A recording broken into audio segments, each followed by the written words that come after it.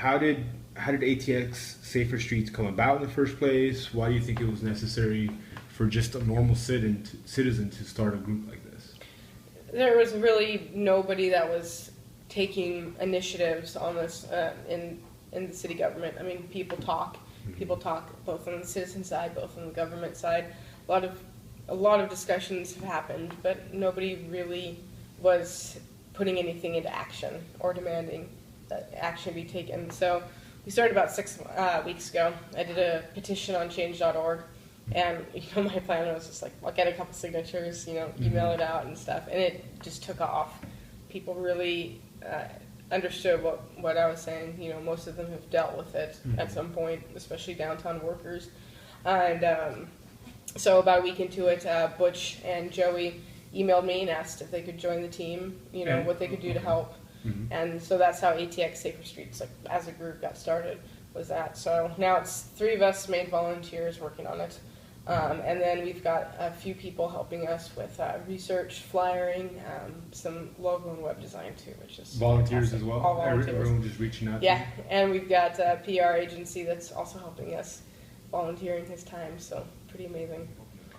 We would just really like to see better options for people at night. We'd like to see reduction in drunk driving, deaths, assaults, injuries, all of these things. And obviously, years and years of reactive policing and enforcement haven't reduced them, because they go up every single year. But nobody's really taken a proactive stance and said, we need to lay an infrastructure out that enables people to just leave their cars at home at the very beginning of the night, and also leave their cars behind if they've had too much to drink and they chose to drive. So, our end goal and what we'd really like to see out of this, we'd like to see a lot more overnight parking, especially a easing up on some of the more predatory towing practices downtown. We would like to see some of the Cap Metro routes extended. We're not asking for new routes, but we would like very much so to see a lot of the routes have extended hours, even possibly to 24 hours on some of them that are busier, and take a lot of people back and forth. When it comes to public transportation, it's not just people that are out drinking. Austin's built around a 24-hour lifestyle. We have tons of service workers, industry workers, even graveyard stalkers, at places. And they need ways to get safely to and from too, that they can leave their car behind. If we got all of those service workers on public transportation and not driving, we would have so much more parking and space downtown and so much less congestion in general. And then, so we'd also like to see legalization of peer-to-peer driving programs, like Uber, Lyft, and we'd like to see more taxis also brought out onto the roads. The city of Austin, obviously, there's been kind of an ongoing battle between us and ride-sharing services like Uber and Lyft. They're pretty predominant in other tech-heavy cities like Seattle and in the California cities. Why do you think Austin hasn't adopted something similar to that? Well, the last time that it was brought up, they felt there weren't enough consumer protections really out there. When it was brought up, California really hadn't set their legalization for it. Chicago's in the process. Seattle has, but very sparingly. They have limits on how many can be on the road at a time. So there was no real framework for setting up, the legal end of it. So they agreed to revisit it when there were better guidelines in place on how to address insurance and background checks, standard, both driver and consumer safeties. Those are in place now because of other cities putting them in place. So they're coming back to revisit it. Chris Riley has 3 referendums for the upcoming city council meeting that have to do with legalizing ride shares and bringing them into Austin. So. And you mentioned Chris Riley. Who's Chris Riley? Have you interacted with him? He's one of the council members, current ones. He's an incumbent. He is running again this year. He's also on the board of Cap Metro, and he's a huge advocate of public transportation. So he's been awesome. He's been so helpful. He's really nice. He's, agrees with pretty, what we're doing, and so he's been a huge help for us. We met with him today earlier to kind of discuss, some of the Cap Metro stuff and the ride share things, and even the new webpage that the city put out today that lists how to get home, better options for staying sober on the road, if you will.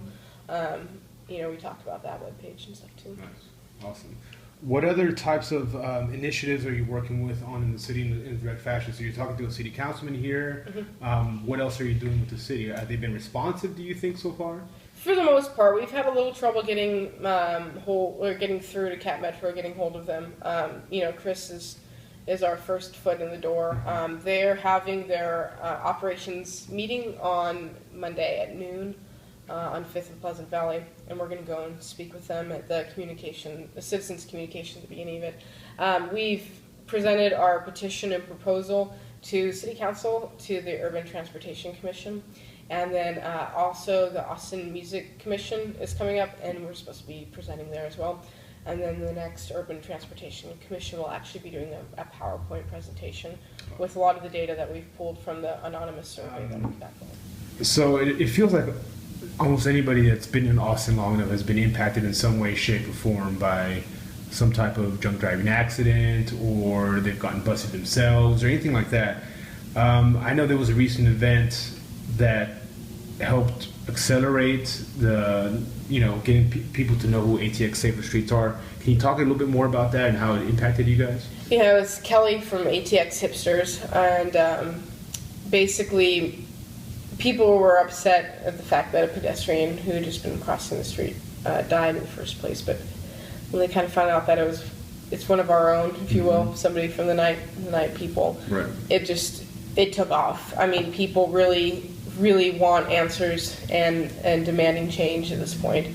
For us, it kind of exploded our movement, which is good because now instead of us reaching out to politicians, they're reaching out to us, which is finally giving us the opportunity to make some good changes. But, I knew him for several years, and it's tragic and awful, and the only thing that I can hope for is that his death will finally be something good for this city that will save other people's lives. What else can we do as just typical citizens that live here in downtown and enjoy the city? What else can we do to help? We've got several ways on our page for you to get involved. The easiest and I think the most effective means of getting through to the city that these changes need to happen is to contact them.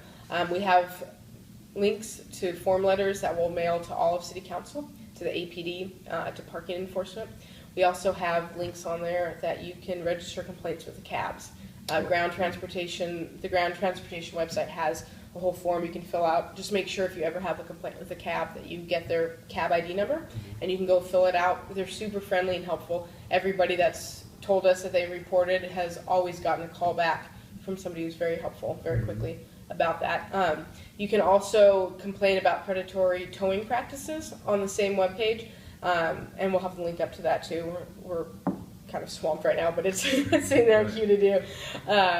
But you can complain, and basically you can actually just call 311 as well. You do have to pay to get your car out of impound, but from there you can call and they'll assign a detective to your case. Okay. So. Nice. But yeah, we just really just come visit the page, see the ways that we have to get involved, and we've made it really easy. We've even included a form letter that you can just copy and paste and send to city officials, as well as a full email list of relevant people in the city government.